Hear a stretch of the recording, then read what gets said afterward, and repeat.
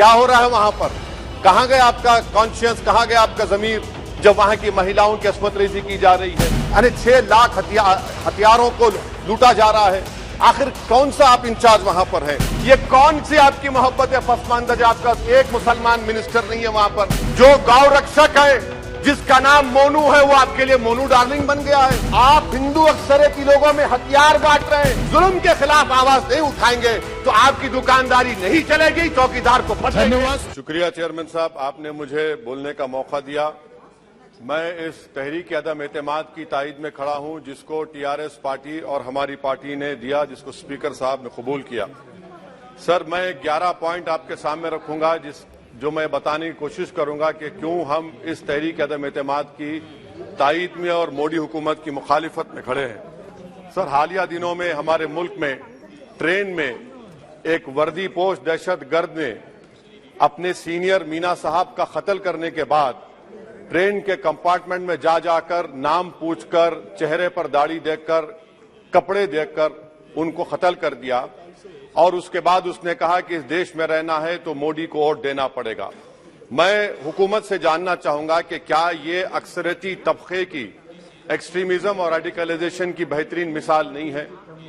और अगर है तो फिर हुकूमत इस पर क्या करेगी?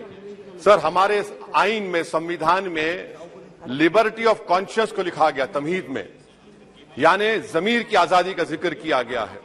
मैं हुकूमत से और खास तौर से वजीर आजम से जानना चाहता हूं कि कहां गया इस हुकूमत का जमीर, कॉन्शियस जिसको अंग्रेजी में कहते हैं, जब नूह में 750 इमारतों को बगैर ड्यू प्रोसेस फॉलो किए उनके इमारतों को मुनज़्ज़म कर दिया गया, और इसलिए कि वो मुसलमान थे, पूरे के पूरे इलीगल थे।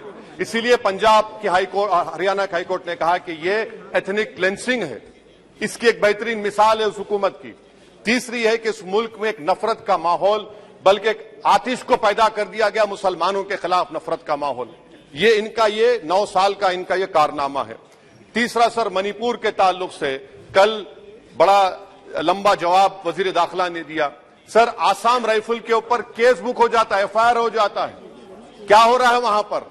कहां गया आपका कॉन्शियस, कहां गया आपका जमीर जब वहां की महिलाओं की अस्मत रेजी की जा रही है?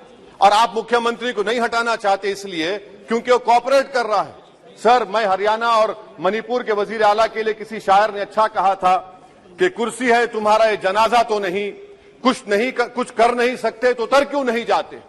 आखिर कहां गया? उन ताबूतों में खो गया कि आपका कॉन्शियस, आपका जमीर, जहां पर 50,000 लोग बेघर हो गए, यानी 6 लाख हथियारों को लूटा जा रहा है।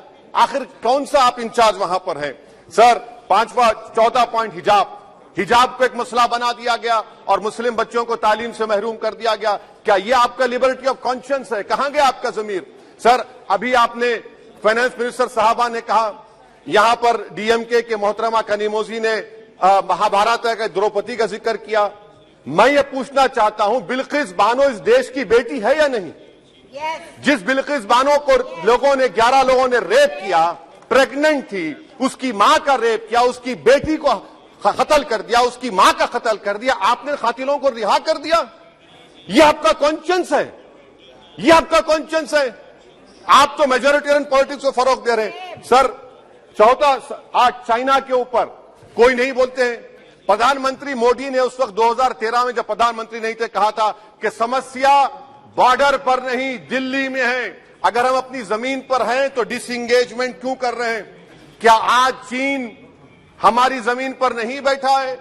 क्या आज चीन से आप बातचीत कर रहे हैं? आप डिसएंगेजमेंट कर दिए। बताइए डीएस्केलेशन, डी-इंडक्शन कब होगा? मैं आपके जरिए से हुकूमत को बता रहा हूं कि अगर प्रधानमंत्री ने अहमदाबाद में शी जिनपिंग को बुलाकर झूला झुलाया था, क्या हुआ? क्या नतीजा निकला उसका? चेन्नई दिखाया, क्या नतीजा निकला? सर, इसलिए चीन पर बोलिए, चीन को उखाड़ कर फेंकिए। सर, और एक पॉइंट जिस पर मैं मुखालिफ तायद में खड़ा हूं, हाई इन्फ्लेशन है इस मुल्क में, हाई अनएम्प्लॉयमेंट है, स्टैग्नेटिंग कंजम्पशन है। इसकी वजह से महिलाओं में हाई एनीमिया लीड कर रहा है। ये हुकूमत इसकी जिम्मेदार है। सर, कुलभूषण जाधव कहां है? पाकिस्तान में बैठा है, आप क्यों नहीं लेके आते? आप विश्वगुरु कहते हैं, कुलभूषण जाधव को भूल गए आप। कतर में 8 नेवी ऑफिसर 1 साल से जेल में हैं, आप नहीं ला सके उनको। सर, और एक चीज, 1991 का प्लेसेस ऑफ वर्शिप एक्ट, इस ऐवान में पास किया गया था कि तारीख के जख्मों को नहीं खुरेदा जाएगा। आप खुरोद रहे हैं उनको। मैं आपको इंतबाह दे रहा हूं, वार्न कर रहा हूं, इस मुल्क को 90 के दहे में मत लेकर जाइए। 91 का एक्ट सुप्रीम कोर्ट में जवाब दीजिए कि आपकी हुकूमत 91 प्लेस ओवरशिप एक्ट की कायम है, उस पर कायम रहेगी। यूसीसी सर, इस यूसीसी का फॉर्मूला क्या है? एक मुल्क में एक मजहब, एक कल्चर, एक जबान। ये तो डिक्टेटरों का फॉर्मूला है। भारत एक गुलदस्ता है, भारत एक मोजाइक है। यहाँ पर बेशुमार जबानें, बेशुमार मज़ाहिब बोले जाते हैं और हिंदू अनडिवाइडेड फैमिली में sir I am concluding 8 crore 75 Hindu खानदानों को 3,800 करोड़ डिडक्शन मिला।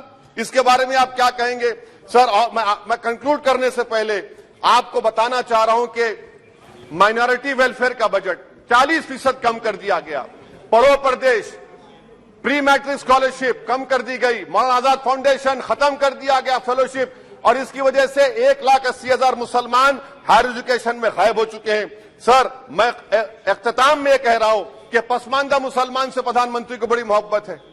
ये कौन सी आपकी मोहब्बत है पसमानदा, जो आपका एक मुसलमान मिनिस्टर नहीं है वहां पर? इखलाक से लेकर, पीलू खान से लेकर, अफान अंसारी से लेकर लुकमान अंसारी, मॉब लिंचिंग पूरे पसमानदा मुसलमान की होती है। पावर लूम बंद है अंसारियों के, कुरैश बरादरी का कारोबार बंद किया जाता है। स्पीकर सर, मैं कंक्लूजन में अभी कल हमारे होम मिनिस्टर ने कहा था क्विट इंडिया।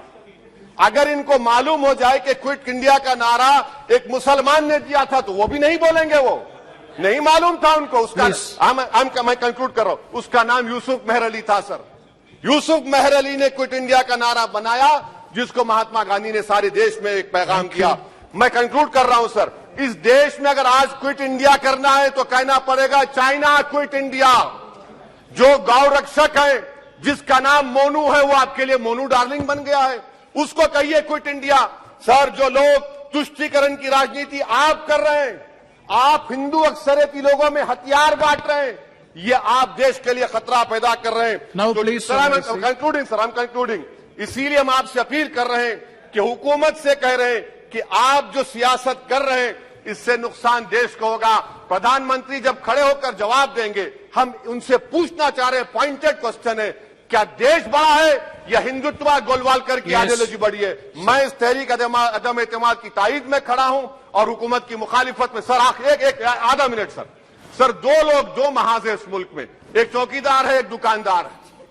एक चौकीदार है, एक दुकानदार है। जब जुल्म हम पे होता कोई मुंह नहीं खोलते। यूएपीए का कानून अमित शाह ने लाया, इन दुकानदारों ने तायद की।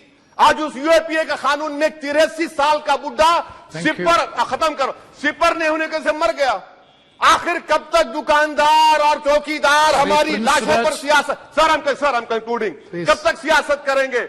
अगर आप जुल्म के खिलाफ आवाज नहीं उठाएंगे तो आपकी दुकानदारी नहीं चलेगी, चौकीदार को पता धन्यवाद तीसरा महाज करेगा। शुक्रिया सर।